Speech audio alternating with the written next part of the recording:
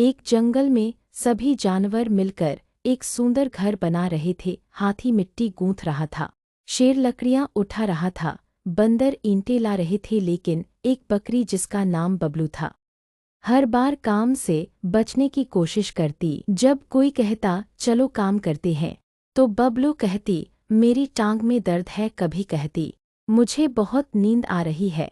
वो हमेशा पेड़ के नीचे लेटकर सोती रहती और बाकी जानवर कड़ी मेहनत करते रहते।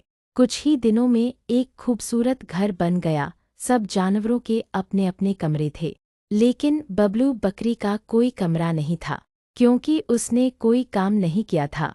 फिर जब बारिश आई तो सारे जानवर अपने घर में मज़े से बैठे थे, लेकिन बबलू बाहर भीग रही थी, ठंड से कांप रही थी। तब उसे अपनी गलती का एहसास हुआ। वह सबके पास गई और माफ़ी मांगी।